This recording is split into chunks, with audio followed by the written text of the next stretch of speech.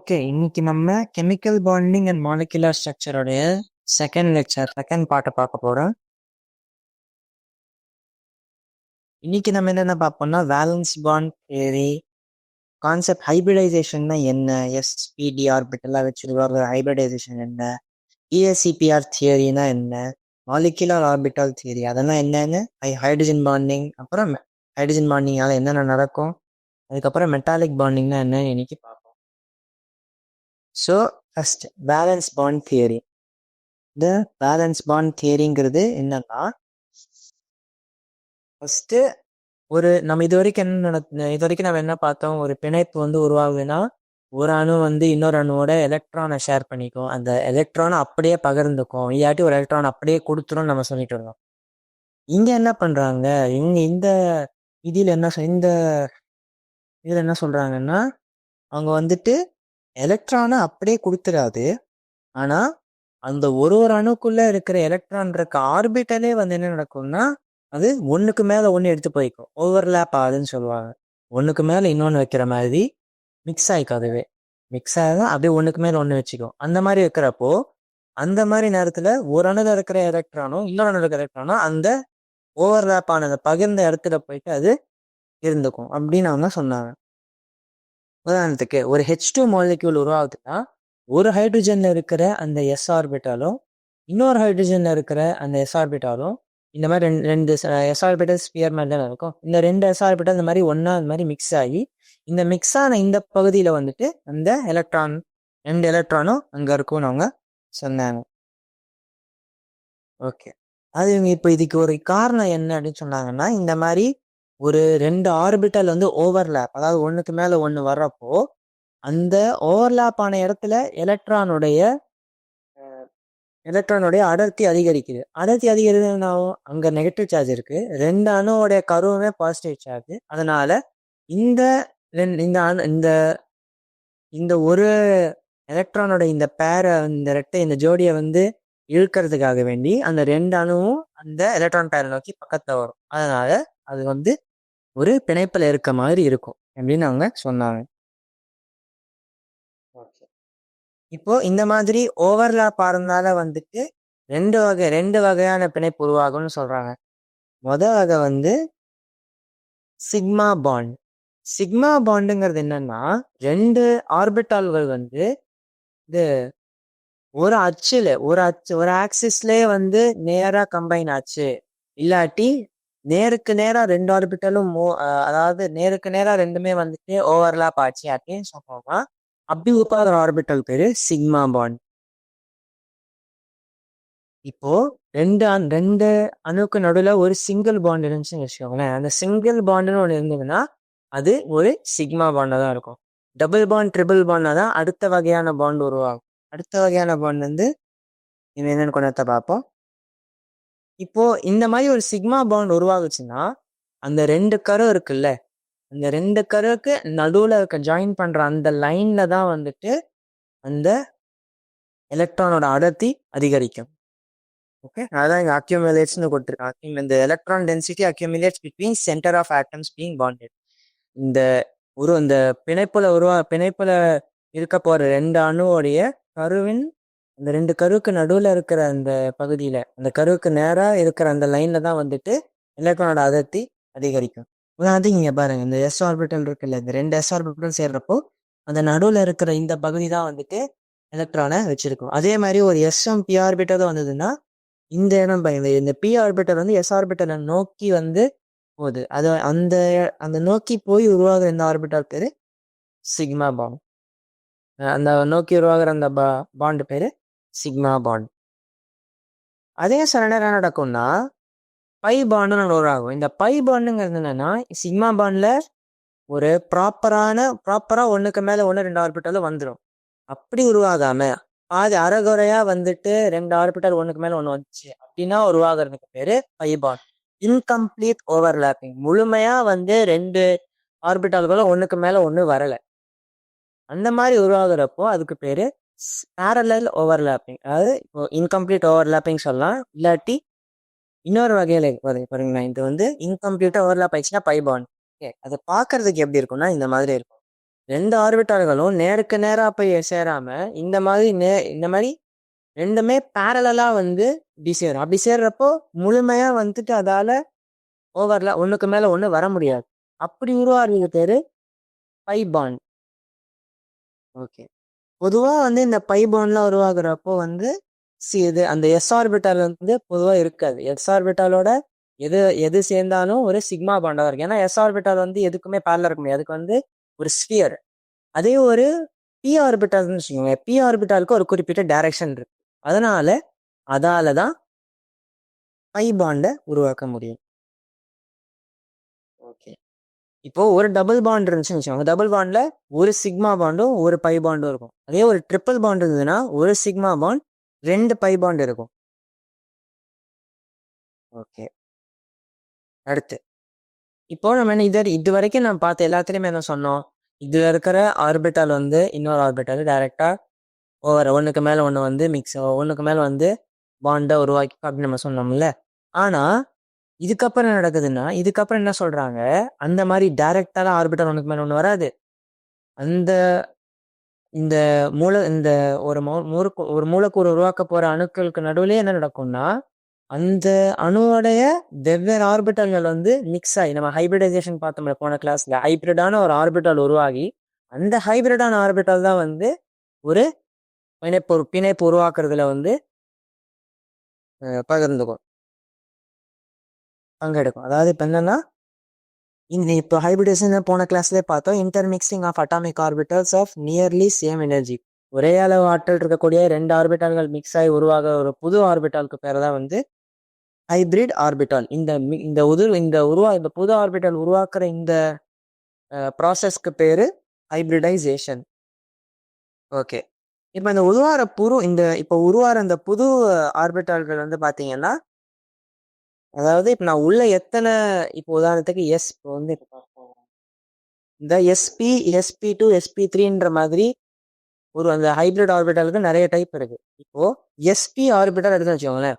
அது பேர் சொல்ற மாதிரி ஒரு S ஒரு P 2 ஆர்பிட்டாலுக்கு மிக்ஸ் ஆகி வரது பேரு SP ஆர்பிட்டால். இப்போ நான் ஒரு எஸ்ஸும் ஒரு பியும் மிக்ஸ் பண்ணேன்னா எனக்கு வெளியில 2 SP ஆர்பிட்டால் வரும். ஏன்னா நான் உள்ள வந்து 2 ஆர்பிட்டால் கொடுத்தேன். அதே கொடுத்துருக்கேன் பாருங்க. இப்போ the new atomic orbitals same in number and identical in all respects.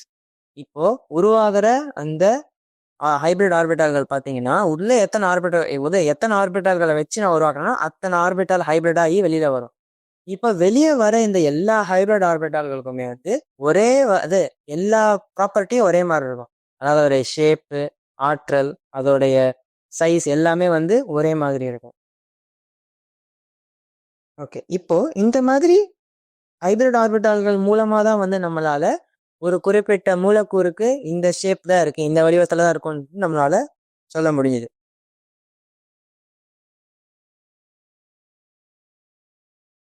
Okay. இப்போ எப்படின்னா, இப்போ வந்து இது வந்து ஒரு சின்ன மாதிரி, இதுக்கு அடுத்து வர ஸ்லைட்ல இது என்ன நம்ம கொஞ்சம் டீட்டெயிலாக எக்ஸ்பிளைன் பண்ணுவோம். DSP2ன்னு ஒரு வகையான ஹைபிரிட் ஆர்பிட்டால் இருக்கு. அந்த ஹைபிரிடைசேஷன்ல வந்து அந்த இருக்கிற அந்த இந்த DSP2 ஏதோ ஒரு டி ஆர்பிட்டல்ல கொடுத்துருக்கோம்னு அர்த்தம்ல. அந்த டி ஆர்பிட்டல் என்ன டி ஆர்பிட்டல்னா dx² - y². நம்ம டிக்கு 5 டைப் ஆர்பிட்டல் இருக்குன்னு பார்த்தோம்ல அட்டாமிக் ஸ்ட்ரக்சர்ல. அதுல dx² - y² ஆர்பிட்டல் தான் இந்த ஹைபிரிட் ஆர்பிட்டல் உருவாக்குறதுக்கு யூஸ் பண்றோம்.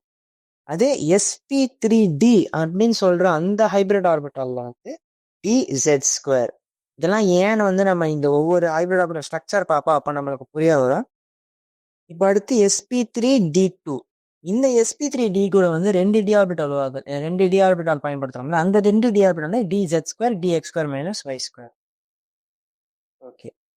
அடுத்து இப்போ DSP3 யூஸ் பண்ணோம்னா dz² வரும் நம்ம சொல்லிட்டோம்.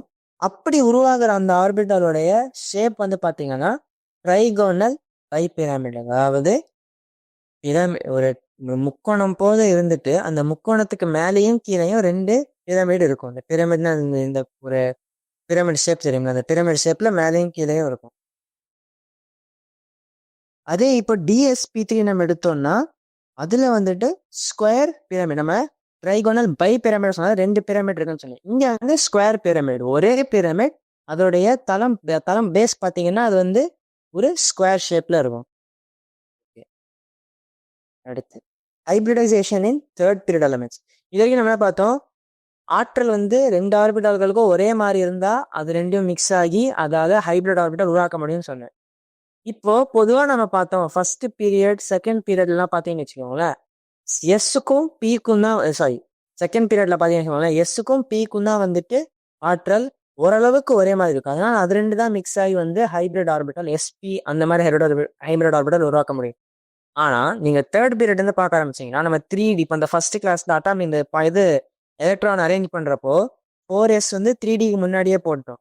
அதாவது எஸ் ஆர்பிட்டாலுக்கும் ஏதோ ஒரு எஸ் ஆர்பிட்டாலுக்கும் ஏதோ ஒரு டி ஆர்பிட்டாலுக்கும் ஒரே அளவான ஆற்றல் இருக்கு. அப்போ இங்க தேர்ட் பீரியட்ல ஹைபிரிட் ஆர்பிட்டால்கள் உருவாக்கும் போது நம்மளால 3D ஆர்பிட்டல் கூட வந்து நம்ம 3s 3p இல்லாட்டி 4s 4pயோட நம்ம வந்து மிக்ஸ் பண்ணலாம்.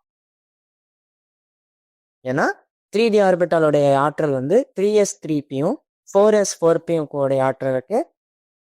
அதாவது அது அது ஆல்மோஸ்ட் அதே ஒரே மாதிரி தான் இருக்கும். அதனால நம்மளால கம்பேர் பண்ண முடியும்னு சொல்லுவாங்க. Hybridisation of 3s 3p with 3D. 3s 3pயும் 3Dயும் ஹைபிரிட் ஆகலாம், இல்லாட்டி 3Dயோட சேர்த்து 4s 4pயும் ஹைபிரிட் ஆகலாம். Okay, important hybridisation schemes involving S P and D orbital. இதெல்லாம் பார்த்தீங்கன்னா இது வந்து ஒரு வகையான டைப். வந்து எஸ்பிடி மூணுமே ஒரு ஹைபிரிட் ஆர்பிட்டல் உருவாக்குற மாதிரியான டைப் இது. இங்கே பார்த்தீங்கன்னா DSP2 இருக்கு, SP3D இருக்கு, SP3D2 இருக்கு. இந்த மாதிரியான ஹைபிரிடைசேஷன்லாம் நடக்க வாய்ப்பு. நீங்கள் பார்த்தீங்கன்னா டிஎஸ் ஒரு டி ஆர்பிட்டல் ஒரு எஸ் ஆர்பிட்டல் ரெண்டு பி ஆர்பிட்டல் அந்த மாதிரி வச்செல்லாம் கூட இந்த மாதிரியான ஹைபிரிடைசேஷன் உருவாக்க முடியும். இதெல்லாம் வந்து அதோட சேர்த்து ஒரு சில எக்ஸாம்பிளும் கொடுத்துருக்காங்க. இப்போ SP3D பார்த்தோம்னா PF5 PCl5. இப்போ இதெல்லாம் ஏன் வந்து இது நம்மளே இந்த எக்ஸாம்பிள் நம்மளே வந்து ஒரு காம்பவுண்ட் பேர் கொடுத்தோம்னா, ஒரு சேர்மத்தோட பேரை கொடுத்தோம்னா அது என்ன வகையான ஹைபிரிடைசேஷனுக்குள்ளேயது அதோட ஷேப் எப்படி நம்மளே வந்து இப்போ நம்மளாலே கண்டுபிடிக்க முடியும். அது எப்படி கண்டுபிடிப்போன்றது தான் அடுத்த விஷயத்தை பார்ப்போம். பார்த்தீங்கன்னா இது வரைக்கும் கொடுத்துட்டாங்க பாருங்க, SP3D ஹைபிரிடைசேஷனில் பார்க்க எப்படி இருக்கும். ஓகே, இதுவே ப்ரஷ் SP3D ஹைபிரிடைசேஷன். இப்போ SP3D ஹைபிரிட் அதாவது ஒரு எஸ் 3p அப்புறம் ஒரு டி ஆர்பிட்டால் மிக்ஸ் ஆச்சுன்னா உருவாகுது SP3D ஹைபிரிடைசேஷன். இதில் பார்த்தீங்கன்னா இந்த மாதிரியான ஒரு ஷேப் இருக்கும். இதுக்கு பேர் தான் ட்ரைகோனல் பைபிராமிடல்னு சொல்லுவாங்க. ஒரு முக்கோணன்ற மாதிரி ஒரு தளம் இருக்கு, அந்த தளத்துக்கு மேலேயும் கீழேயும் ஒரு அணு இருக்கு. இப்போ இது எல்லாத்தையும் நான் ஜாயின் பண்ணேன்னா எனக்கு பார்த்தீங்கன்னா மேலே ஒரு பிரமிட் இருக்கும், கீழே இன்னொரு பிரமிட் இருக்கும். இந்த மாதிரி ஸ்ட்ரக்சர், இந்த மாதிரியான ஒரு ஸ்ட்ரக்சர்ல இந்த மேல இருக்கு இந்த மேலேயும் கீழே இருக்கு பாத்தீங்கல்ல, இந்த ரெண்டு பாண்டுக்கு பேரும் ஆக்சியல் பாண்டுன்னு சொல்லுவாங்க. Axial bond. அதுக்கப்புறம் இந்த முக்கோணத்துல இருக்கு பாருங்க, முக்கோணத்துல இருக்கிற இந்த மூணு பிணைப்புகள் மூணு பாண்டுக்கு பேர் வந்து ஈக்வேட்டோரியல் பாண்ட். எப்படி நம்ம பூமிக்கு ஒரு ஈக்குவேட்டர் அதாவது ஒரு சென்டர்ல இருக்குன்னு சொல்றோமோ அதே மாதிரி இந்த மூலக்கூறுடைய இந்த ஸ்ட்ரக்சர்ல சென்டர்ல இருக்கிற அந்த பாண்ட் எல்லாத்துக்கும் பேரு ஈக்வேட்டோரியல் பாண்ட். அப்புறம் மேலே நம்ம எப்படி வந்து ஒரு ஆக்சிஸ் வரைகிறப்போ நேராக வரைகிறோம்ல, எக்ஸ் ஆக்சிஸ் ஒய் ஆக்சிஸ்லாம் வரைகிறப்போ நேராக வரைகிறோம்ல, அதே மாதிரி நேராக இருக்கிற இந்த ரெண்டு பிணைப்புக்கு பேர் ஆக்சியல் பாண்ட், ஆக்சியல் பிணைப்பு. ஓகே,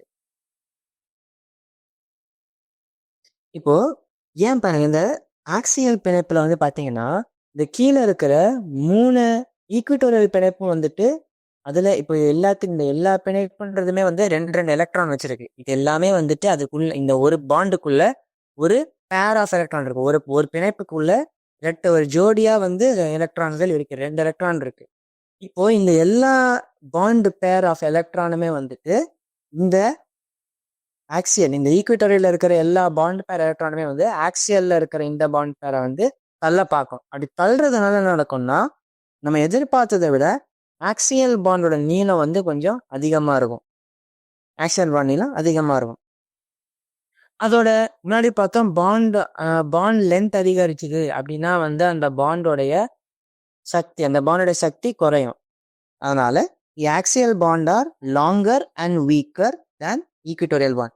இது ஆக்சியல் பாண்ட் வந்து வீக்கா இருக்க காரணத்தினால இந்த குளோரின் இந்த ஆக்சியல் பாண்ட்ல இருக்கிற அந்த குளோரினை வந்து ஈஸியா வந்து நம்மளால எடுத்துட முடியும். அப்படி எடுக்கக்கூடிய ஆற்றல் அப்படி எடுக்கிறதுனால அதோடைய அந்த PCl5 இதான் இந்த P5ங்கிற இந்த மூலக்கூறுடைய வினைத்திறன் வந்து அதிகமா இருக்கும், ஈஸியா ரியாக்ட் பண்ணிடும். அதாவது ஒரு ரியாக்ஷன்லாம் என்னன்ற நம்ம வர வர பார்ப்போம். இந்த மாதிரி இதால ஈஸியா ரியாக்ட் பண்ண முடியும். அடுத்து sp3d2. இது வரைக்கும் sp3d2னா என்னன்னா ஆக்டாஹெட்ரன் சொல்லுவோம். ஆக்டாஹெட்ரன் தான் என்னது, அதுல வந்து 8 முகம் இருக்கும். அது எப்படின்னு காமிக்க பாருங்க, இந்த மாதிரி இருக்கும். இப்போ வந்துட்டு எல்லா இந்த எஃப் ஆட்டம் எஃப் அணுக்கள் எல்லாத்தையும் நான் ஜாயின் பண்ணனா எனக்கு பார்க்கறதுக்கு ஒரு டைமண்ட் ஷேப்ல ஒரு ஆக்டாஹைட்ரல்னு சொல்லுவாங்க. அதாவது 8 முகம் இருக்கும், மேலே 4 கீழே 4. மேலே ஒரு ஸ்கொயர் பிரமிடல், அதே மாதிரி கீழே ஒரு ஸ்கொயர் பிரமிடல், ரெண்டையும் ஆட் பண்ணி ரெண்டையும் சேர்த்து வச்சு வர்றது தான் வந்து இந்த ஹைபிரிடைசேஷன். பேர் ஆக்டாஹெட்ரல்னு சொல்லுவாங்க. ஓகே, இது ஏன் வந்து ஆக்டாஹெட்ரல் என்ன நம்ம கரெக்டாக இன்னொரு 2 சைடு அப்புறம் பார்ப்போம். என்னன்னா என் கொடுத்துருக்காங்க பாருங்க, 4 SF bond are in 4 SF bonds are in same plane. ஒரே தளத்துல 4 SF பிணைப்பு பாருங்க. இந்த 4மே வந்துட்டு ஒரே தளத்துல இருக்கனால இது வந்து ஒரு ஸ்கொயர் போட்டு ஒரு பாக்ஸ் போட்டு அதை குறிச்சிருக்காங்க. இப்போ நம்ம வரைகிறப்போ அதை நம்மளால சரியா பார்க்க முடியாது. ஆனா இந்த FSF, அதாவது இந்த ஏதோ ஒரு ஃப்ளூரினுக்கும் ஒரு சல்ஃபருக்கும் இன்னொரு ஃப்ளூரினுக்கும் நடுவில் இருக்கிற கோணம் வந்து எல்லா இடத்துலையும் 90 டிகிரிஸ், அதாவது வந்து எல்லாமே ரைட் ஆங்கிள்னு கொடுத்துருக்காங்க. Okay right. வந்து இப்போ பார்த்தீங்கன்னா இந்த எல்லா இதுமே வந்துட்டு சிமெட்ரிக்கா இருக்கு. சிமெட்ரிக்னா இந்த சமச்சீரா இருக்கு. இப்போ இந்த மொத்த மூலக்கூறுமே வந்து ஒரு சமச்சீரான மூலக்கூறு, ஒரு சிமெட்ரிக்கான மாலிக்யூல். அதாவது எந்த பக்கத்துல இருந்து வெட்டினாலும் அது வந்து ஈக்குவல் ஷேப்பா பிரிஞ்சிடும். அப்படி ஈக்குவல் ஷேப்பா இருக்கிறதுனால நடக்கும்னா அதோடைய நிலைத்தன்மை வந்து அதிகமா இருக்கும், அதோடைய ஸ்டெபிலிட்டி அதிகமா இருக்கும். அதோட ஸ்டெபிலிட்டி அதிகமா இருக்கிறதுனால வந்துட்டு அதோடைய வினைத்திறன் கம்மியா இருக்கும். அதாவது எங்கேயும் இது தேவையில்லாம ரியாக்ட் பண்ண, அதுவே ஸ்டேபிளா தான் இருக்கு. ஓகே, இப்போ நம்ம வந்துட்டு எப்படி இப்போ வந்து நான் சொன்னா, இப்போ SF6 இருந்தா sp3d2, PCl5 இருந்தா sp3d அப்படின்னு நம்ம சொல்றோம். அது எப்படி நம்ம கணக்கு பண்றோம், எப்படி நம்ம கரெக்டா என்னன்னு சொல்றோம்னா இந்த ஒரு ஃபார்முலா வச்சுதான். இது என்னதுன்னா ½ into vன்றது நம்ம எடுக்க போற அந்த சென்ட்ரல் ஆட்டம், அந்த மூலக்கூறுல சென்டர்ல ஒரு ஆட்டம் இருக்கும்ல, அந்த அணுவுடைய பேலன்ஸ் எலக்ட்ரான், அதோடைய அவுட்டர் மோஸ்ட் ஆர்பிட்ல எத்தனை எலக்ட்ரான் இருக்குன்னு பார்க்கணும். அதாவது ரியாக்ஷனுக்கு முன்னாடி சாதாரணமா அது இருக்கிறப்போ அது அவுட்டர் மோஸ்ட் ஆர்பிட்ல எத்தனை எலக்ட்ரான் இருக்குன்னு பார்க்கணும்.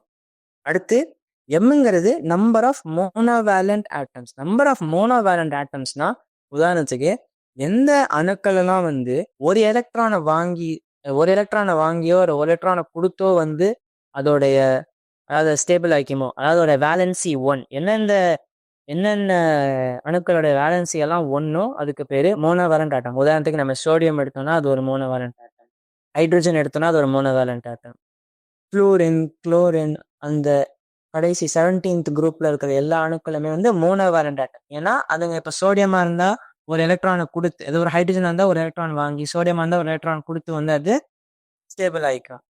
அதே மாதிரி இப்போ குளோரின் ஃப்ளோரின்லாம் பார்த்தீங்கன்னா ஒரு எலக்ட்ரான் வாங்கி அது ஸ்டேபிள் ஆயிக்கும். அது எல்லாத்தையும் வந்து நம்ம மோனோவேலண்ட் ஆட்டம்னு சொல்லுவோம்.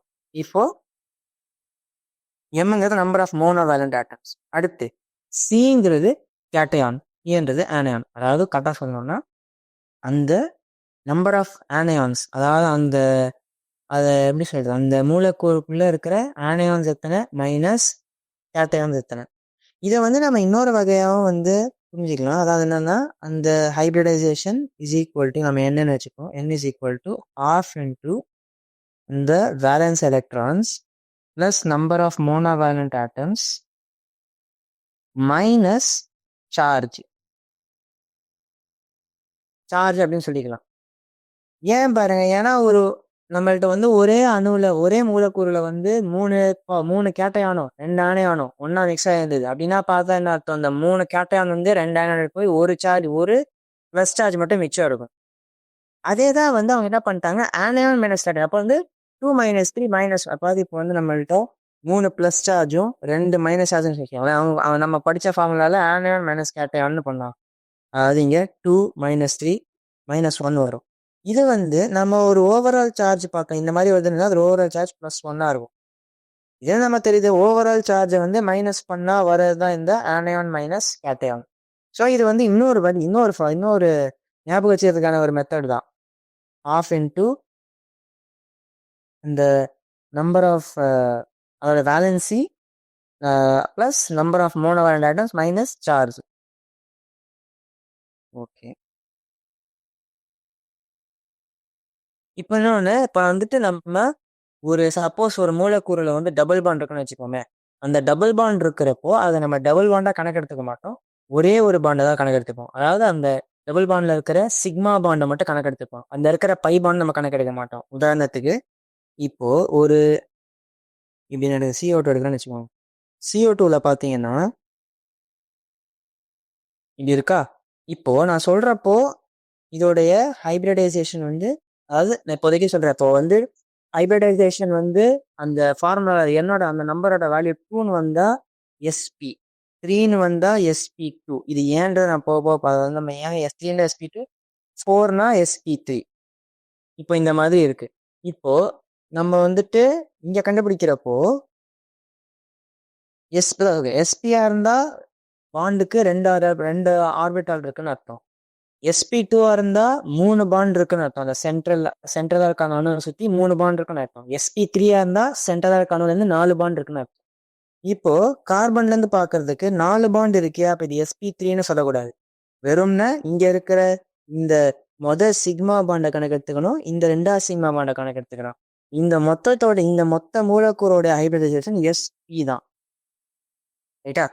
ஸோ நம்ம கணக்கெடுக்கிறப்போ இந்த பை பாண்ட் ரெண்டையும் நம்ம கணக்கெடுக்க மாட்டோம்.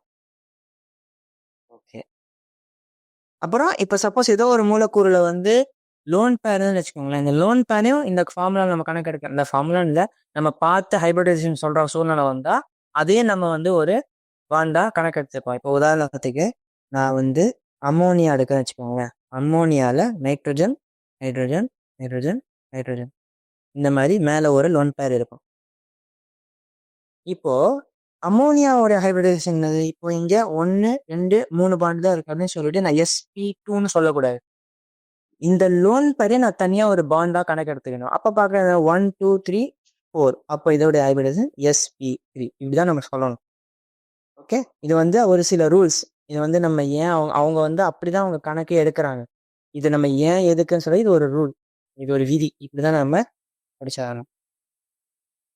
ஓகே, அடுத்து VSEPயா தெரியும். இப்போ வந்து நம்ம எப்படி எந்தெந்த ஹைபிரிடைசேஷன் என்னென்ன ஷேப்புக்கு வரும்ன்றதான் வந்து VSEPR தியரின்றது சொல்லுது.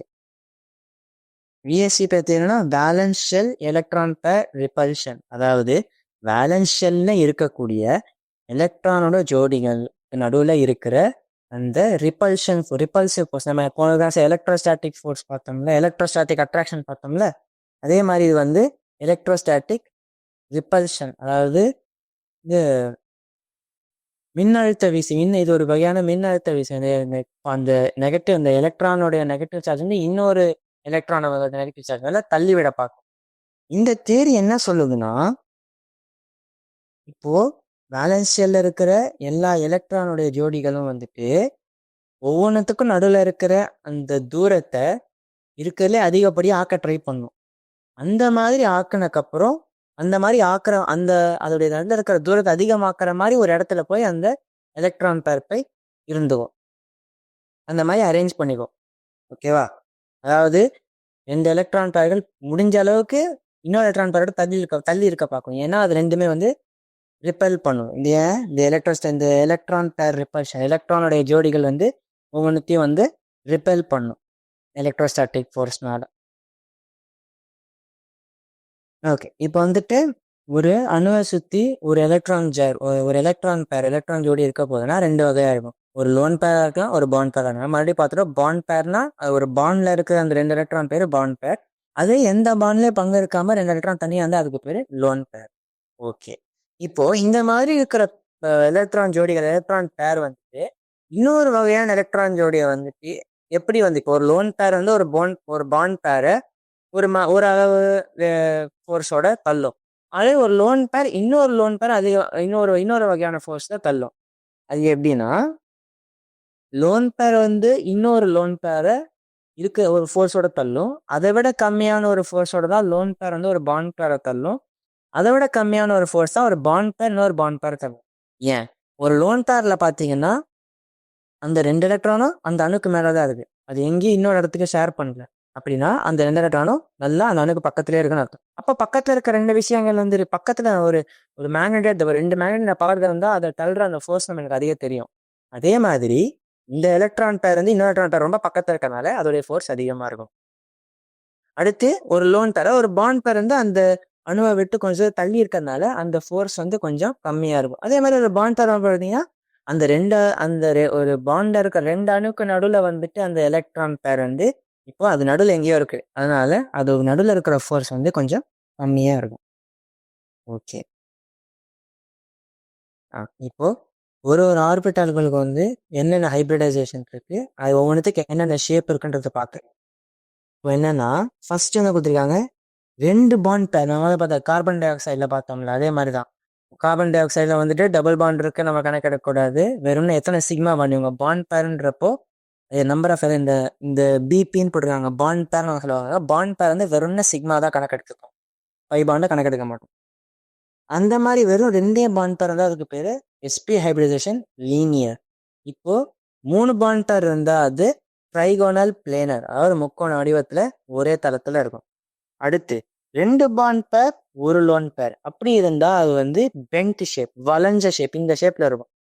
அந்த ஷேப்ல இருந்தா அது வந்து அதுவும் sp2 தான். ஏன் பாருங்க, இந்த 2 பாண்ட் பேரையும் கணக்கெடுத்துக்கணும், ஒரு லோன் பேரையும் கணக்கெடுக்கணும். அதனால 3, அதோட அந்த நம்பர் என்னோட வேல்யூ 3.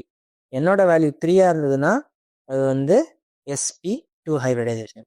அது என்னோட வேல்யூ நம்ம என்னன்றது இந்த ஃபார்முலா சொல்லிட்டு என்ல வந்து n is equal to half, அந்த என்னோட வேல்யூ வந்து 3 இருந்தா sp2. என்னோட வேல்யூ 4 இருந்தா டெட்ராஹெட்ரல். எப்படி 4மே பாண்ட் பேரா இருந்தா வர்றது பேரு டெட்ராஹெட்ரல். உதாரணத்துக்கு CH4. நம்ம CH4 மீத்தேன் கேஸ் இருக்குல்ல, மீத்தேன் நம்ம வரைகிறப்போ இந்த மாதிரி தான் வரையும். இப்போ டெட்ராஹெட்ரலுங்கிறது என்னன்னா, நம்ம ஒரு பார்க்கறதுக்கு அதுவும் ஒரு பிரமிட் ஷேப் மாதிரி தான் இருக்கும். எல்லாத்தையும் நான் ஜாயின் பண்ணேன்னு வச்சுக்கோங்களேன். எல்லாத்தையும் நான் ஜாயின் பண்ணேன்னா பார்க்கறதுக்கு ஒரு பிரமிட் மாதிரி இருக்குல்ல, அதே வந்துட்டு ஒரு பிரமிட்ல வந்து 4 எப்படி சொல்றது, அது பிரமிட். அந்த பிரமிடுக்கு சென்டர்ல ஒரு அணு இருந்தா அந்த ஸ்ட்ரக்சர் பேரு டெட்ராஹெட்ரல். அதே வந்துட்டு ஒரு அணு வந்து அந்த ஒரு அணுவோடைய அந்த சென்டர்ல இருக்கிற அந்த ஆட்டம் வந்து அந்த தளத்துல இருந்தா அதுக்கு பேரு பிரமிடல்னு சொல்லுவாங்க. அது என்ன வகையான அந்த ஒரு ட்ரையாங்குலர் பிரமிடுக்கு இப்போ நம்ம ஒரு உதாரணம் பார்ப்போம், அதனால சொல்றேன். ஓகே. இப்போ பிரமிடல் பதவி இந்த NH3 பார்த்தீங்கன்னா பிரமிடல். இது வந்து ஒரு தளத்துல இருந்தாலும் அது பிரமிடல், அது ஒரு உச்சியில இருந்தாலும் அது வந்து ஒரு பிரமிடல் ஷேப். இப்போ நம்ம NH3க்கு பார்த்தோம், என்ன இங்கே ஒரு ஹைட்ரஜன் ஹைட்ரஜன் ஹைட்ரஜன், இது பார்க்கறதுக்கு ஒரு பிரமிட் மாதிரி இருக்கு, அதாவது அது பிரமிடல். ஆனா இதோடைய என்னோட வேல்யூ இதுவும் sp3 ஹைபிரிட் தான். ஏன்னா ஒரு லோன் பேர் இருக்கு, இதுக்கு மேல ஒரு லோன் பேர் இருக்கு. ஓகே. அதே மாதிரி வந்துட்டு 2 பாண்ட் பேர் 2 லோன் பேர் இருந்தாலும் அது sp3 ஹைபிரிட் தான். ஏன்னா எனிவே அது 2 + 2 4 ஆயிடும். ஓகே. இப்போ இதுக்கு எக்ஸாம்பிள் என்ன, H2. நம்ம H2ல பார்த்தீங்கன்னா 2 லோன், அதோடைய ஷேப் வந்து இவங்க ஆங்குலார் ஆர் வி ஷேப் இருக்காங்க. அதுவும் ஆக்சுவலி இந்த ஷேப்ல தான் இருக்கும். நம்ம H2எல்லாம் பார்த்தீங்கன்னா இந்த மாதிரி தான் இருக்கும். போன கிளாஸில் பார்த்தோம், நம்ம எதிர்பார்க்குற மாதிரி ஃப்ளாட்டாக இருக்காது, இந்த மாதிரி ஒரு ஷேப்பில் இருக்கும். ஏன்னா மேலே 2 லோன் பேர் இருக்காது. ஓகே. அடுத்து 5 பாண்ட் பேர் இருந்தது அப்படின்னு சொன்னால் ட்ரைகோனல் பைபிராமிடல். இப்போ நம்ம கணக்கு பார்த்தோம் PCl5, அது வந்து ட்ரைகோனல் பைபிராமிடல். இப்போ 4 பாண்ட் பேர் 1 லோன் பேர் எப்படி அப்படின்னு சொன்னால் சீசா ஷேப். நம்ம பார்க்கில் பார்க்குறவங்க சீசா அந்த மாதிரி இருக்கும், இந்த ஷேப்பில் இருக்கும். அது வந்துட்டு என்ன எக்ஸாம்பிள் கொடுத்துருக்காங்க, சீசா வந்து SF4, சல்ஃபர். இங்கே ஒரு லோன் பேர் இருக்கும்.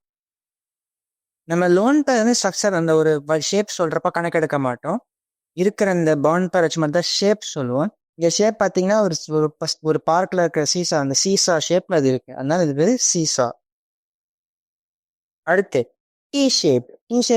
ClF3. இதுல பாத்தீங்கன்னா ClF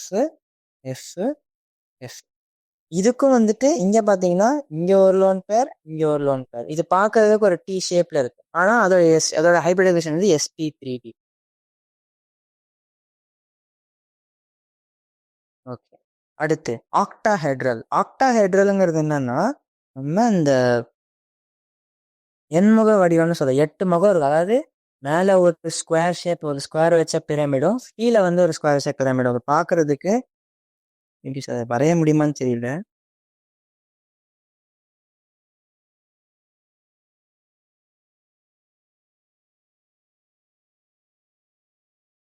இந்த ஷேப்ல இருக்கும்.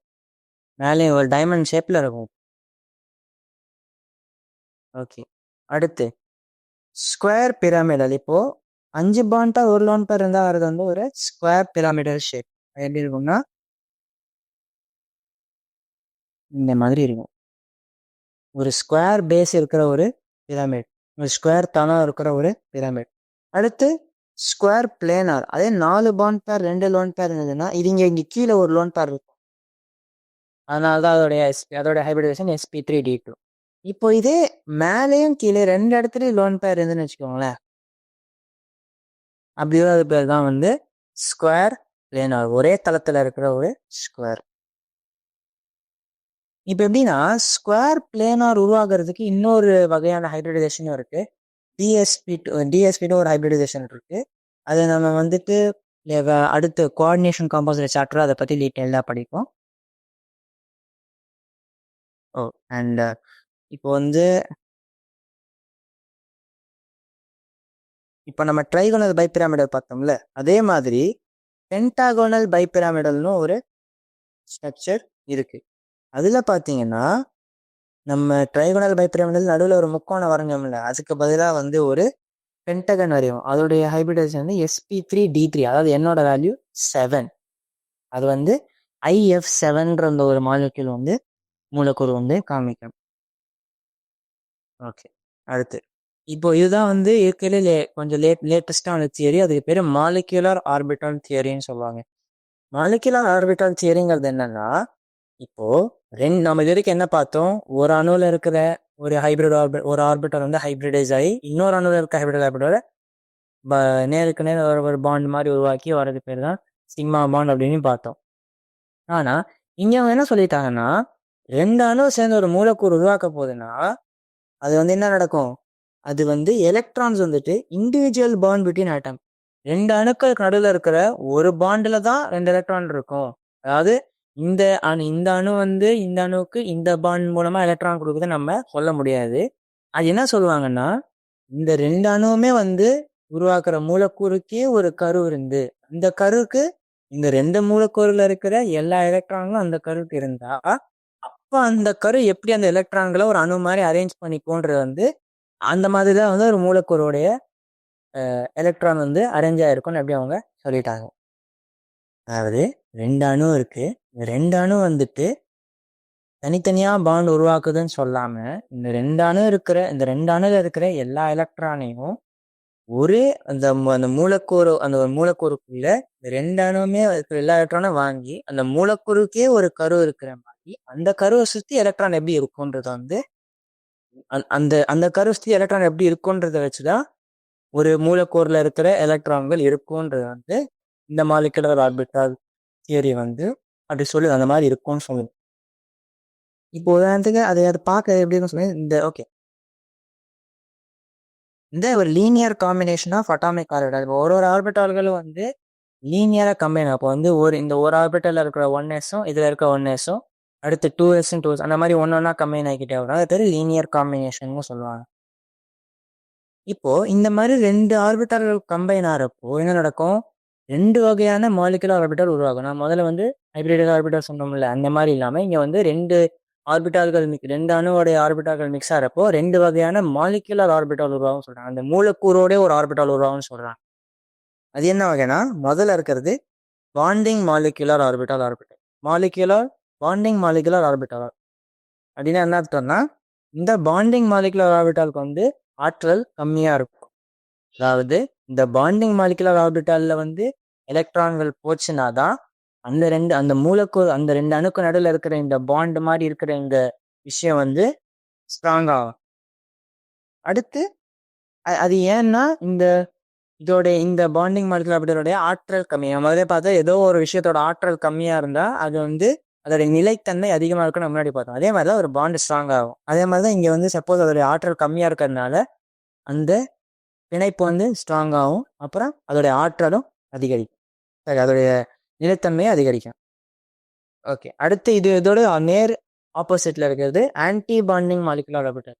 இதுல சப்போஸ் எலக்ட்ரான் போய் சேர்ந்ததுன்னா அந்த எலக்ட்ரானுடைய ஆற்றல் அதிகமாக இருக்கும். அதோட ஆற்றல் அதிகமாக இருக்கிறதுனால அந்த பாண்ட் அந்த பிணைப்பை விட்டு வெளியேற பார்க்கும். அதனால அந்த மூலக்கூறுடைய அந்த பிணைப்பை வந்து வீக் பண்ணும், ரெடியூஸ் பண்ணும், எனர்ஜியை வந்து ரெடியூஸ் பண்ணும். அதாவது ஆற்றலை வந்து அது அதோடைய நிலைத்தன்மையை வந்து அது குறைக்கும்.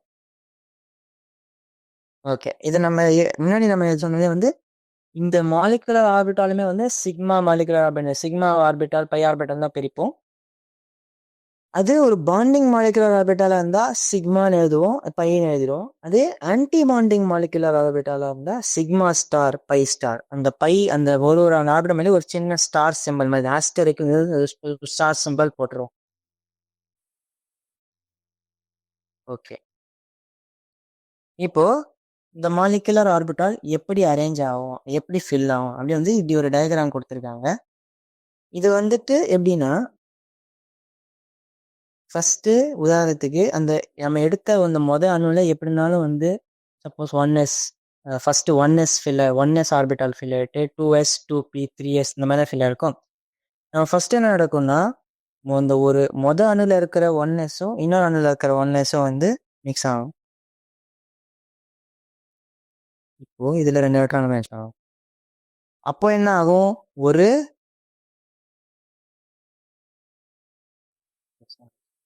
இப்போ இது மிக்ஸ் ஆகிறப்போ இந்த மாதிரி 2 ஆர்பிட்டால்களை உருவாக்கும். இப்படி உருவாக்கும் போது இதை ஏன் நான் இப்படி வரைகிறேன்னா, இந்த மேலே இருக்கிறது வந்து சிக்மா ஸ்டார், அதாவது அதோடைய ஆற்றல் அதிகம். நான் ஆக்சுவலி வந்து ஒரு கிராஃபில் வரைகிறேன். இது வந்து எனர்ஜி. இந்த கிராஃபில் மேலே ஏற ஏற உருவாகிற ஆர்பிட்டால்களுடைய ஆற்றல் வந்து அதிகமாக இருக்கும். அதாவது சிக்மா ஸ்டார்னு ஒரு அந்த ஆர்பிட்டரோட ஆற்றல் அதிகம். நம்ம ஆல்ரெடி பார்த்தோம். இது வந்து சிக்மா, இது sigma 1s, sigma star 1s, இது சிக்மா 1s. அதாவது 1s மூலமாக உருவாகிற பாண்டிங் மாலிகுலர் ஆர்பிட்டாலும் 1s மூலமாக உருவாகிற ஆன்டி பாண்டிங் மாலிகுலர் ஆர்பிட்டாலும். ஸோ நான் எப்படி அறைவோம், இப்போ 4 எலக்ட்ரான் இருக்குல்ல, இந்த 4 எலக்ட்ரானையும் எடுத்துக்கிட்டு இந்த ஒரு அணுவில் வந்து எப்படி அரேஞ்ச் பண்ணுவோம், கீழே இருந்து என்ன சொன்னோம், ஆஃப் பிரின்சிபல் என்ன சொன்னோம், கம்மி ஆற்றலேருந்து அதிக ஆற்றல் இருக்கிற ஆர்பிட்டால்களுக்கு தான் எலக்ட்ரான் போகணும்னு சொன்னோம். அதே மாதிரி ஃபஸ்ட்டு இங்கே வந்து ஒன்று ஃபில் பண்ணுவோம், அடுத்து 2 ஃபில் பண்ணுவோம், 3, 4. ஓகே, இப்போ அந்த மூலக்கூறில் பார்த்தீங்கன்னா அந்த மூலக்கூறுக்கு ஒரு எலக்ட்ரானிக் கான்ஃபிகரேஷன் இருக்கும். அதோட கான்ஃபிகரேஷன் வந்து சிக்மா 1s2, அப்புறம் சிக்மா ஸ்டார் 1s, அந்த மாதிரி எழுதுவோம். இப்போ அதைத்தான் வந்து அவங்க இங்கே சிக்மா 2sலேருந்து எழுதிருக்காங்க. சிக்மா 2sல வந்து பார்த்தீங்கன்னா இங்கே சப்போஸ் இந்த B2 இருக்கவங்க, B2ன்னு இப்போ நம்ம வந்து ஒரு கார்பன் எடுத்துப்போம். நம்ம கார்பன் 2 எடுத்தோம்னா ஒரு கார்பன்லேயே வந்துட்டு 12 எலக்ட்ரான் இருக்கு நம்மளுக்கு தெரியும். ஸோ அதனால் என்ன நடக்கும், நம்ம 1s ஆல்ரெடி ஃபில் பண்ணுறோம். ஸோ 2sலேருந்து ஸ்டார்ட் பண்ணுறேன். 2s எடுத்துப்போம்,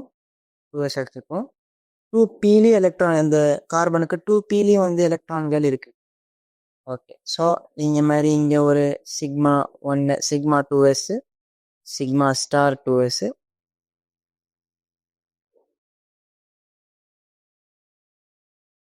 சிக்மா ஸ்டார் 2s, அப்புறம் பை 2p,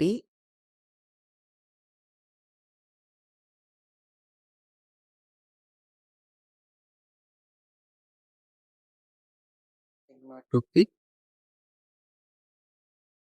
அதுக்கப்புறம் வந்துட்டு அதாவது இது ஆக்சுவலி கொஞ்சம் மேலே வரைஞ்சிருக்கணும். அது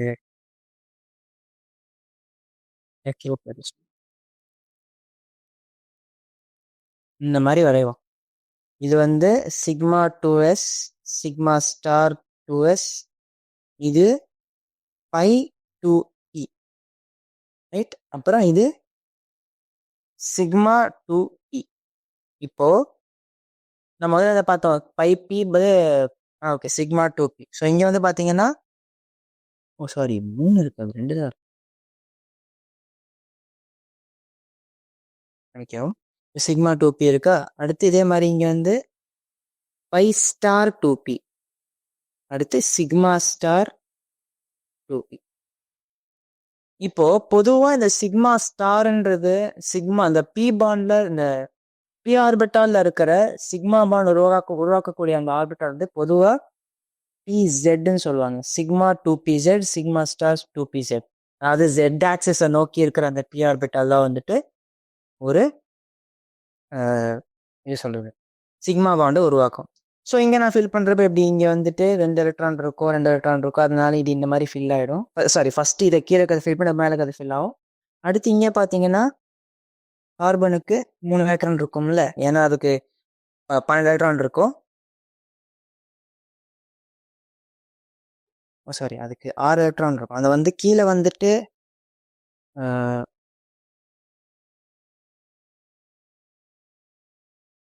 சரிங்க 2 இருக்கும். ஸோ அதனால வந்துட்டு இப்போ இங்கே இருக்க 2 வந்துட்டு எப்படி ஃபில் ஆகும்?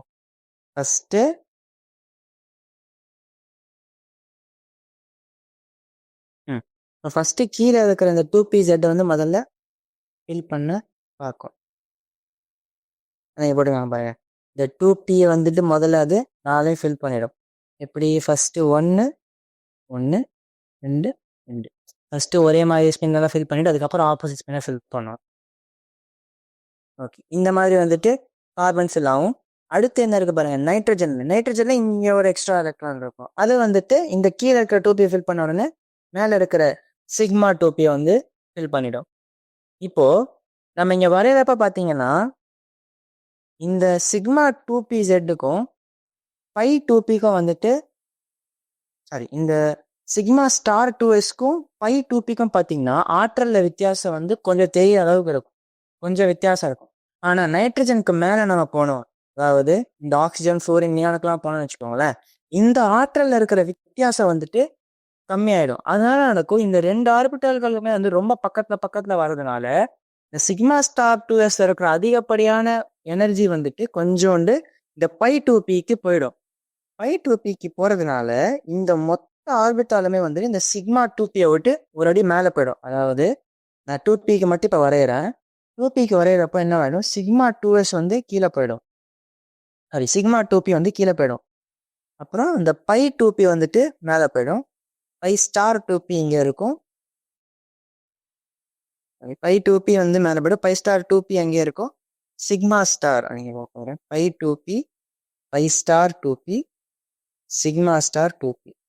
இந்த மாதிரி அதோடைய இந்த 2s ஆர்பிட்டாலும் இந்த 2p பை ஆர்பிட்டாலும் மிக்ஸ் ஆகிறதுனால இந்த 2p பை ஆர்பிட் இந்த பை 2p ஆர்பிட்டால் வந்து கொஞ்சம் அது ஆற்றலை கொஞ்சம் வாங்கி அது சிக்மா 2pயை விட அந்த எனர்ஜி கிராஃபில் மேலே போயிடும். அதாவது எலக்ட்ரான் இப்போ ஃபில் பண்ணுறப்போ முதல்ல சிக்மா 2pயில் ஃபில் ஆகிட்டு அதுக்கப்புறம் பை 2pயில் ஃபில் ஆகும். அதான் அவங்க இங்கே இப்படி கொடுத்துருங்க பாருங்கள், சிக்மா 2pக்கு மேலே தான் பை 2p இருக்குது, அதுக்கு மேலே தான் பை ஸ்டார் இருக்குது, அதுக்கு மேலே தான் சிக்மா ஸ்டார் 2p இருக்குது. ஓகே, இப்போ நம்ம இப்படி சொல்லிட்டோம். இதை வச்சு நம்மளால் என்னென்ன விஷயம் கண்டுபிடிக்க முடியும்? நம்ம என்ன சொல்லிட்டோம், சிக்மா ஸ்டாரில் இல்லை ஏதாவது ஒரு ஆன்டி பாண்டிங் மாலிகுலர் ஆர்பிட்டால்குள்ளே போயிட்டோம் அப்படின்னா அதில் ஆற்றல் வந்து அதிகமாக இருக்கும்னு சொல்கிறோம்ல, அதை வச்சு நம்ம நிறைய விஷயம் கண்டுபிடிக்கலாம். ஓதா அதுக்கு முன்னாடி ஃபர்ஸ்ட் இது எப்படி எழுதுன்னு பார்த்துக்கலாம்.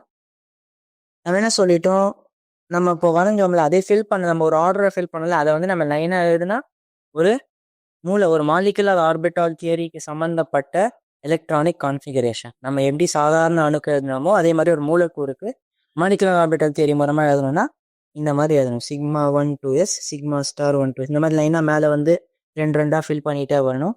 நம்ம இங்கே ஈக்குவல் டு இங்கே என்ன எழுதுறோம் பாருங்க, பை 2px, பை 2py நம்ம ஏன் எழுதுறோம்னா, நம்ம ஏன் நடுவில் ஈக்குவல் டு போகிறோன்னா ஒரு எலக்ட்ரான் வந்து இந்த பை 2pxக்கும் பை 2pyக்கும் நம்ம அந்த எனர்ஜி கிராஃபில் ஒரே லெவலில் தான் வரைஞ்சோம். அப்படின்னா ரெண்டத்தோடைய ஆற்றலும் வந்து ஈக்குவல், சமமானது. அதனால நடக்கும் எலக்ட்ரான் எங்கே வேணால் முதல்ல போகலாம். 2p பை 2pxல போய் இருக்கலாம், இல்லாட்டி பை 2pyல இருக்கும். அதை நம்ம ஈக்குவல்னு போகலாம். அதே மாதிரி பை ஸ்டார் இருக்கும், பை ஸ்டாரில் இருக்கும்போது கூட நம்ம 2 ஆர்பிட்டால் ஒரே இடத்துல வரைஞ்சோம். அதனால எலக்ட்ரான் அங்கே எங்கே வேணா கிடைக்கும். இங்கே பாருங்க, அவங்க முதல்ல வந்து சிக்மா 2pz எழுதிட்டு அதுக்கப்புறம் தான் பை 2. அப்படின்னா இது வந்துட்டு அந்த ரெண்டாவது கேஸ், இந்த மிக்ஸ், இந்த ஆர்பிட்டால் மிக்ஸ் ஆகுதுல்ல, அந்த மிக்ஸ் ஆகிற அந்த கேஸ். ஓகே, இந்த ஆர்பிட்டால் மேலே எழுதுல, அது ஏன்னா எஸ் ஆர்பிட்டாலும் பி ஆர்பிட்டாலும் மிக்ஸ் ஆகுது, எஸ்பி மிக்சிங்னு சொல்லுவாங்க. ஓகே, அது எப்போ மிக்ஸ் ஆகும்னா அந்த மூலக்கூறில் இருக்கிற மொத்த டோட்டல் எலக்ட்ரான் வந்து 14 எலக்ட்ரானோட அதிகமாக இருந்தால் அது வந்து மிக்ஸ் ஆகிடும். ஓகே, அது இப்போ லித்தியம் பெரினக்கார், ஏன்னா இது எல்லாத்துலேயும் பார்த்தீங்கன்னா மொத்தத்தில் வந்துட்டு 12 எலக்ட்ரானை விட கம்மியாக இருக்குது. நைட்ரஜன் 14 எலக்ட்ரானை விட கம்மியாக இருக்குது. நைட்ரஜனில் 14 எலக்ட்ரான் இருக்குது. 14 விட அதிகமாக எந்தெந்த இதுலலாம் எலக்ட்ரான் இருக்கோ அது எல்லாமே வந்துட்டு இந்த மாதிரி மிக்ஸ் ஆகிக்கும். எலக்ட்ரான் இந்த எஸ்ஸும் பியும் மிக்ஸ் ஆகுறதுனால நம்ம முதல்ல வந்துட்டு சிக்மா 2pz, அதுக்கப்புறம் பை 2pzல பை 2pxyல இருக்கும். இப்போ நம்ம மாலிகுலர் ஆர்பிட்டால் தியரி இதை வச்சு நம்ம எப்படி மற்ற விஷயம்லாம் கண்டுபிடிக்கலாம் அப்படின்றது நம்ம பார்ப்போம். இப்போ நம்ம என்ன சொல்லிட்டோம், பாண்ட் ஆர்டர். நம்ம பாண்ட் ஆர்டர் கிடையாது, இந்த பிணைப்பு வரிசையை நம்ம முதல்ல பார்த்தோம். எத்தனை பிணைப்பு, எத்தனை பாண்ட் இருக்குன்றதை நம்ம வச்சு நம்ம அப்படியே எண்ணி சொல்லிட்டோம். இங்கே நான் எப்படி சொல்லுவோம்னா, இந்த பிணைப்பு வரிசைன்றது நம்பர் ஆஃப் பாண்டிங் மாலிகுலர், ஒரு பாண்டிங் மாலிகுலர் ஆர்பிட்டால், அதாவது இந்த பாண்டிங் மாலிகுலர் ஆர்பிட்டாலில் எத்தனை எலக்ட்ரான் இருக்கோ மைனஸ் ஆன்டி பாண்டிங் மாலிகுலர் ஆர்பிட்டாலில் எத்தனை எலக்ட்ரான் இருக்கோ அந்த வேல்யூ டிவைடட் பை 2. இது ஏன், இதோட அர்த்தம் எப்படின்னா, பாண்டிங் மாலிகுலர் ஆர்பிட்டாலில் எலக்ட்ரான் நிறைய வந்ததுன்னா அதோடைய பிணைப்பு வரிசை ஏறும், அதாவது பாண்டு ஸ்ட்ராங்காக இருக்கும். அதே ஆன்டி பாண்டிங் மாலிகுலர்னா அதோட ஆற்றல் அதிகமாக இருக்கும், பிணைப்பு வந்து வீக் ஆகுன்றதை நம்ம முன்னாடி பார்த்துட்டோம். இப்போ இங்கே என்பி ஏறிச்சுன்னா பாண்ட் ஆர்டர் ஏறும், என்ஏ ஏறிச்சுன்னா பாண்ட் ஆர்டர் குறையும். இதுதான் அதோடைய அண்டர்ஸ்டாண்டிங், நம்ம ஞாபகம் வச்சுக்கணும். அங்கே போட்டுக்காம என்பி வந்து என்ஏ விட அதிகமாக இருந்தா, சப்போஸ் நம்பர் ஆஃப் பாண்டிங், இந்த பாண்டிங் மாலிகுலர் ஆர்பிட்டாலில் வந்து ஆன்டி பாண்டிங் மாலிகுலர் அதிகமான எலக்ட்ரான் இருந்ததுன்னா அந்த மூலக்கூறு ஸ்டேபிள். நம்ம இது வரைக்கும் இதுதான் நம்ம முயற்சி பண்ணிருக்கோம். முதல்ல வந்து பார்த்ததெல்லாம் வந்துட்டு ஒரு மூலக்கூறு ஏன் ஸ்டேபிள் வந்து லூயிஸ் காசல் அப்ரோச்சால சொல்ல முடியல, அதனால நம்ம வேணான்னே சொன்னோம். இங்கே வந்து அதை சொல்லிட்டாங்க. நம்ம பிணைப்பு இப்போ வந்து ஒரு பிணைப்பு இருந்தால் தானேங்க அந்த மூலக்கூறு ஸ்டேபிள். இப்போ இந்த என்டி மைனஸ் என்ஏ வேல்யூ 0 வந்துச்சுன்னு வச்சுக்கோங்க, அப்போனா பிணைப்பு வரிசை 0, அப்போனா ஒரு பாண்டே இல்லைன்னு அர்த்தம், அது அன்ஸ்டேபிள். இங்கே கொடுத்துட்டா பாருங்க. இப்போ ஒரு மூலக்கூறு அன்ஸ்டேபிள்னா என்பி, அதாவது பாண்டிங் மாலிகுலர் ஆர்பிட்டால் வந்து அதுக்குள்ள இருக்க எலக்ட்ரானோடைய எண்ணிக்கை வந்து ஆன்டி பாண்டிங் மாலிகுலர் ஆர்பிட்டால் இருக்க எண்ணிக்கையோட சமமாகவோ இல்லை கம்மியாகவோ இருக்கா வந்து அன்ஸ்டேபிள். ஆன்டி பாண்டிங் மாலிகுலர்ல வந்து அதாவது ஓகே, ஒரு பிணைப்பு வரிசை 0 இல்லாட்டி நெகட்டிவ் வந்துருச்சுன்னா அது அன்ஸ்டேபிள். ஓகே, இப்போ நம்ம இந்த மூலக்கூறுடைய மேக்னெட்டிக் பிஹேவியர், அதாவது அது ஒரு மேக்னெட் கிட்ட வச்சா அது மேக்னெட்டை நோக்கி போகுமா இல்லை மேக்னெட்டை தள்ளி வருமா, அதாவது பேராமேக்னெட்டிக்கா இல்லை டயாமேக்னெட்டிக்கா சொல்லுவோம். பேராமேக்னெட்டிக்னா ஒரு மேக்னெட்டை நோக்கி போகும், அட்ராக்ட் ஆகும் மேக்னெட்டை பார்த்து. டயாமேக்னெட் பார்த்தீங்கன்னா ஒரு மேக்னெட் விட்டு ரிப்பல் ஆகும். இப்போ அதே நம்ம இப்போ இது வரைக்கும் நம்ம வரைஞ்சோம் இல்லை, இப்போ வரைஞ்ச இந்த நான் வரைஞ்ச அந்த மாலிகுலர் ஆர்பிட்டாலில் வந்துட்டு வரைஞ்சோம்ல, நான் அந்த மிக்ஸ் ஆன ஒரு கேஸ் வரைகிறேன் சும்மா சிம்பிளிசிட்டிக்கு தான். இப்போ நான் இப்படி வரைகிறப்போ உதாரணத்துக்கு என்கிட்ட இப்படி ஒரு இந்த மாதிரி எலக்ட்ரானிக் கான்ஃபிகரேஷன் இருக்க ஒரு மூலக்கூறு இருக்குன்னு வச்சுக்கோங்க. அப்போது இது வந்து ஒரு பேராமேக்னெட்டிக் மூலக்கூறு, அதாவது அந்த எலக்ட்ரான் வந்து ஜோடியாக இல்லாமல் இருக்கு. இப்போ இப்படி இருந்தால் கூட அது ஒரு பேராமேக்னெட்டிக், ஏன்னா இந்த ஒரு எலக்ட்ரான் வந்து ஜோடி இல்லாமல் இருக்கு. அது இருக்கிற எல்லா மூலக்கூறுமே எல்லா ஆர்பிட்டால்லையுமே வந்து ஒரு எலக்ட்ரான் பேரா, அது ஒரு ஜோடியா இருந்ததுன்னா அது வந்துட்டு டயாமேக்னெட்டிக்னு சொல்லுவோம். இப்போ எனி அன்பேர்டு எலக்ட்ரான், அதாவது ஜோடி இல்லாத ஒரு எலக்ட்ரானிக் கான்ஃபிகரேஷன் எங்கேயாவது இருந்தால் அது பேராமேக்னெட்டிக். அதே எல்லா எலக்ட்ரானுமே ஒரு ஜோடியோடு இருந்தால் அது வந்து டயாமேக்னெட்டிக். இப்போ சப்போஸ் அந்த மூலக்கூறுடைய மேக்னெட்டிக் மொமெண்ட், அந்த மேக்னெட்டிக் மொமெண்ட்னா என்ன, அந்த மேக்னெட்டிக் மொமெண்ட்டோடைய ஒரு யூனிட் வந்துட்டு, மேக்னெட்டிக் மொமெண்ட் வந்து கண்டுபிடிக்கிறதுக்கான ஃபார்முலா இது n×n+2 உடைய ஸ்கொயர் ரூட். இந்த என்னங்கிறது நம்பர் ஆஃப் அன்பேர்ட் எலக்ட்ரான்ஸ், ஜோடியா இல்லாமல் எத்தனை எலக்ட்ரான் இருக்கோ அதுதான் வந்து n. இப்போ சப்போஸ் ஜோடியா எந்த எலக்ட்ரானுமே, எல்லா எலக்ட்ரானும் ஜோடியா இருக்கு அப்படின்னு அர்த்தம் என்னோட வேல்யூ 0. அப்போ அதோட மேக்னெட்டிக் மொமெண்ட் 0. டயாமேக்னெட்டிக்காக இருக்கிற ஒரு மூலக்கூறுடைய மேக்னெட்டிக் மொமெண்ட் 0 அப்படின்னு கூட நம்ம சொல்லிக்கலாம். இப்போ இதை அளவு எடுக்கிறோம் பார்த்தீங்கன்னா, இந்த யூனிட் வந்து பேர் போர் மேக்னெட்டான். எப்படி நம்ம டிஸ்டன்ஸுக்கு மீட்டர், டைமுக்கு செகண்ட் தான் சொல்கிறோமோ அதே மாதிரி இதுக்கு பேர் போர் மேக்னெட். ஏன்னு வந்து நம்பர் ஆஃப் அன்பேர் எலக்ட்ரான், ஜோடியாக இல்லாமல் எத்தனை எலக்ட்ரான் இருக்கோ அதெல்லாம் வந்துட்டு என்னன்னு சொல்லுவோம். ஓகே, அடுத்து இப்போ வந்து ஹைட்ரஜன் பாண்டிங். ஹைட்ரஜன் பாண்டிங்கிறது என்னன்னா, உடைய சாரி, ஒரு மூலக்கூறுல இருக்கிற ஒரு ஹைட்ரஜன் ஆட்டம் வந்துட்டு இன்னொரு மூலக்கூறோ இல்ல அதே மூலக்கூறுல இருக்கிற ஒரு எலக்ட்ரோநெகட்டிவ், போன கிளாஸ் நம்ம இந்த மின் எதிர்மறை தன்மை அதிகமா இருக்கிற ஒரு மூலக்கூறோட வந்து ஒரு ஒரு ஃபோர்ஸ் மாதிரி அது வந்து அந்த ஹைட்ரஜனை வந்து அந்த அந்த மின் எதிர்மறை தன்மை அதிகமா இருக்கிற அந்த அணுவை நோக்கி இழுக்கும். அதாவது ஒரு அட்ராக்டிவ் ஃபோர்ஸ் அந்த ரெண்டுக்கும் நடுவில் இருக்கும். அந்த அட்ராக்டிவ் ஃபோர்ஸ் வந்து பார்க்கறதுக்கு அந்த ஹைட்ரஜனை அதோட ஒரு பாண்டில் போட்ட மாதிரி இருக்கும். ஒரு பிணைப்பு உருவாக்குற மாதிரி இருக்கும். அதனால அதுக்கு பேர் ஹைட்ரஜன் பாண்ட், இல்லை இந்த ப்ராசஸ் பேர் ஹைட்ரஜன் பாண்டிங். இப்போ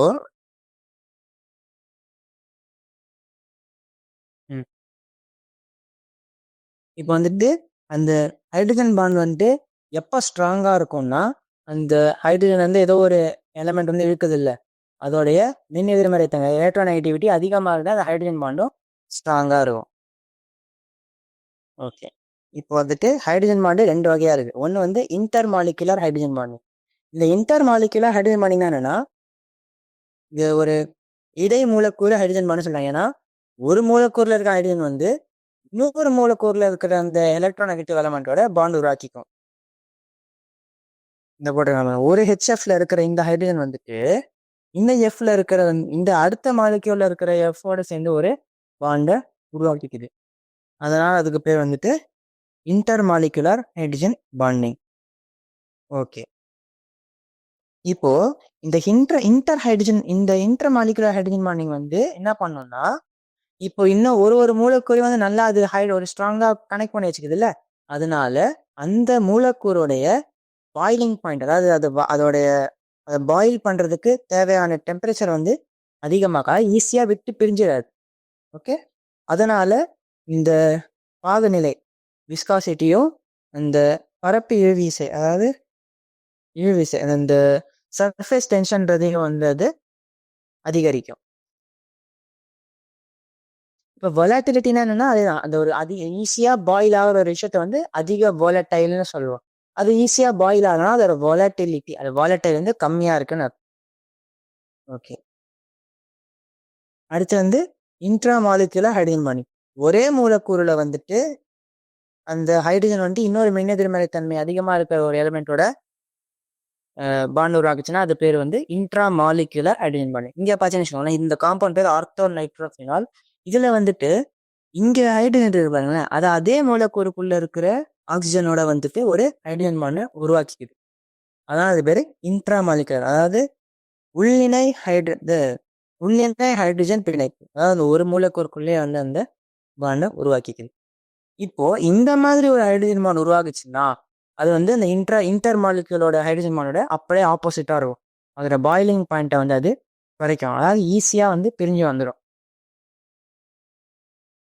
ஓகே, இப்போ இன்னொரு விஷயம் வந்து என்னன்னா, இப்போ வந்து நம்ம என்ன சொல்லிட்டோம், ஹைட்ரஜன் பாண்ட் வந்து அதிகமா இருந்தா பாயிலிங் பாயிண்ட் வந்து அதிகமா இருக்கும்னு நம்ம சொல்லிட்டோம். அதையும் பார்த்தீங்கன்னா ஹெச்எஃப் வந்துட்டு எஃப் தான் இருக்குல்ல அதிக எலக்ட்ரோநெகட்டிவான எலிமெண்ட். ஆனா ஹெச்எஃப்ஐ விட H2O உடைய பாயிலிங் பாயிண்ட் தான் அதிகம். ஆக்சிஜனோட எலக்ட்ரோநெகட்டிவ் கம்மியா இருந்தாலும் அதோட பாயிலிங் பாயிண்ட் தான் அதிகம். ஏன்னு பார்த்தீங்கன்னா, நீங்க அடுத்த சைடில் கொடுத்துருப்பாங்க. அதுக்கு முன்னாடி ஒரு விஷயம் தெரிஞ்சுப்போம். ஹைட்ரஜன் பாண்டிங் வந்து ஏதோ ஒரு மூலக்கூறுக்குள்ள ரெசனன்ஸோட இருந்தது. ரெசனன்ஸோட சேர்த்து ஹைட்ரஜன் பாண்டிங் இருந்ததுன்னா அந்த மூலக்கூறுடைய அந்த அந்த உருவாகிற அந்த ஹைட்ரஜன் பாண்ட் வந்து ரொம்ப ஸ்ட்ராங்கா இருக்கும். ஓகே ஓகே, அவங்க கொடுக்கணும். இதை கொடுத்துருங்க பாருங்க. ஹைட்ரஜன் இந்த வாட்டருக்குள்ள வந்து ஒரு தண்ணிக்குள்ள H2O பார்த்தீங்கன்னா ஒரு வாட்டர் மாலிக்யூலும் வந்துட்டு 4 ஹைட்ரஜன் பாண்டை வச்சிருக்கும். ஏன் பாருங்க, ஒரு ஆக்சிஜனால 2 ஹைட்ரஜன் எடுத்துக்க முடியும். ஒரு ஹைட்ரஜனை வந்து இன்னொரு ஆக்சிஜனை பிடிச்சிக்க முடியும். அதனால நடக்குது, இந்த ஒரு மாலிக்யூல பார்த்தீங்கன்னா ஒரு H2O பார்த்தீங்கன்னு வச்சுக்கோங்களேன், இங்க ஒரு ஹைட்ரஜன் பாண்டு, இங்க ஒன்று, இங்க ஒன்று, இங்க ஒன்று. அதாவது ஒரு மாலிக்யூலுக்கும் 4 பாண்ட் இருக்கு. ஆனா ஹெச்எஃப்ல நம்ம ஆல்ரெடி பார்த்தோம், ஒரே ஒரு பாண்டு தான் இருக்கு. அதனால H2O பாயிலிங் பாயிண்ட் அதிகம். ஓகே,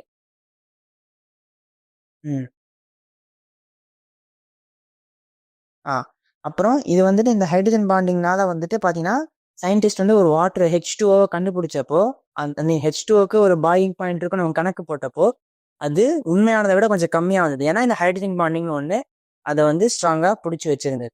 அது அதோடைய அப்நார்மலி ஹை பாயிலிங் பாயிண்ட், எதிர்பார்ப்பை விட அதிகமான பாயிலிங் பாயிண்ட்டை கொடுத்தது.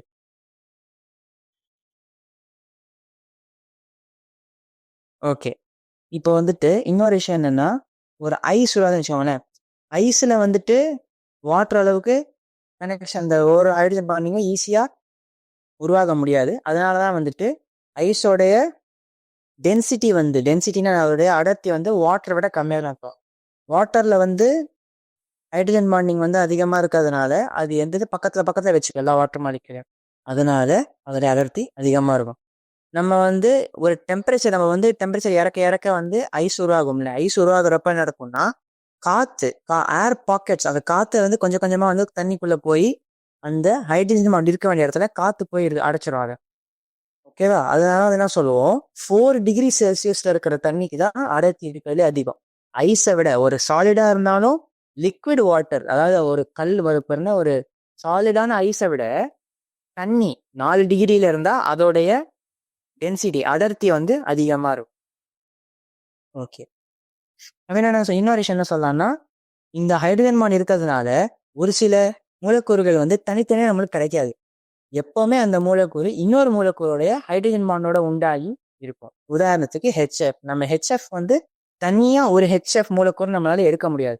எப்பவுமே ஒரு ஹெச்எஃப் இன்னும் வெவ்வேறு ஹெச்எஃபோட ஒரு ஹைட்ரஜன் பாண்டோட ஒரு பாலிமர் ஷேப்ல இருக்கும்னு சொல்றாங்க.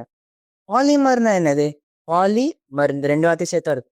பாலினா அதிகப்படியான, மெர்ன்றது ஒரு குறிப்பிட்ட சின்ன பார்க், நிறைய நிறைய குட்டி குட்டி விஷயங்கள்லாம் சேர்ந்து ஒரு பெரிய விஷயத்தை உருவாக்குச்சுன்னா அது ஒரு பாலிமர்னு சொல்லுவோம். இங்க பாத்தீங்கன்னு வச்சுக்கோங்க, இந்த ஹெச்எஃப் 5 ஹெச்எஃபோட, இன்னும் ஒரு 4 ஹெச்எஃபோட சேர்ந்து ஒரு ஹைட்ரஜன் பாண்டோட உருவாகி ஒரு பாலிமரா இருக்கு. ஓகே, அடுத்து இதே மாதிரி எப்படி ஹெச்எஃப்ஆல இந்த மாதிரி ஒரு பாலிமர் 5-6 சேர்ந்து ஒரு இது உருவாக்குதோ, அதே மாதிரி கார்பாக்சிலிக் ஆசிட்லாம் பார்த்தீங்கன்னா COOH வச்சு முடியும்ல, கார்பாக்சிலிக் ஆசிட். இந்த கார்பாக்சிலிக் ஆசிட்லாம் என்ன ஆகும், கேஸி, அதோட கார்பாக்சிலிக் ஆசிட் ஒரு கேஸா ஆக்கணும், ஒரு ஆவியா ஆக்கணும்னா அதுவும் ஹைட்ரஜன் பாண்ட் மூலமாக ரெண்டா இருக்கும். எப்போ ஒரு கார்பாக்சிலிக் மூலக்கூறும் தனியாக பிரிக்க முடியாது, ரெண்டு கார்பாக்சிலிக் ஆசிடா அது இருக்கும். அதை பார்க்கறதுக்கு இந்த மாதிரி இருக்கும். இந்த பார்த்தீங்கன்னா இந்த கார்பாக்சிலிக் ஆசிட்ல ஒரு OH இருக்கும்ல, இந்த OH இருக்க ஹைட்ரஜன் இன்னொரு கார்பாக்சிலிக் ஆசிடோடைய டபுள் பாண்ட் ஓட சேர்ந்து அது ஒரு ஹைட்ரஜன் பாண்டை உருவாக்கிக்கும். அதனால இது உருவாக பேர் டைமர்னு சொல்லுவாங்க. பாலிமர் சொன்னாலும் அதே மாதிரி டைனா இந்த ரெண்டுன்னு அர்த்தங்க. டைமர் உருவாகுது. ஓகே, அடுத்து கடைசி டாபிக் மெட்டாலிக் பாண்டிங். மெட்டாலிக் பாண்டிங்கிறது என்னன்னா, ஒரு மெட்டலுக்குள்ள ஒரு உலோகம் எடுத்தோம்னா அந்த உலோகத்துல இருக்கிற பார்ட்டிக்கிள்லாம் எப்படி ஒன்னா இருக்கு, அது என்ன வகையான ஃபோர்ஸ் அதை பிடிச்சி வச்சுக்குதுன்றதுதான், அந்த பிடிச்சி வச்சிருக்க அந்த ஃபோர்ஸ் பேர் தான் மெட்டாலிக் பாண்டிங். மெட்டாலிக் பாண்டிங் எப்படி நடக்குதுன்றதை குறிக்கிறதுக்கு 2 வகையான மாதிரிகள் கொடுத்துருக்காங்க, 2 வகையான மாடல் கொடுத்துருக்காங்க. முதல்து எலக்ட்ரான் சி மாடல். அது என்ன சொல்ல வருதுன்னா, metallic crystals consist of positive kernels. இந்த கெர்னலுங்கிறது ஒன்றும் இல்லை, கெர்னல்ன்றது ஒரு உட்கூறு மாதிரி, அதாவது ஒரு சங்க் மாதிரி, ஒரு கொத்து மாதிரி, ஒரு 10 மெட்டல் ஆட்டம் ஒன்னா ஒரு இடத்துல இருந்தால் அது ஒரு கெர்னல்னு சொல்லுவோம்.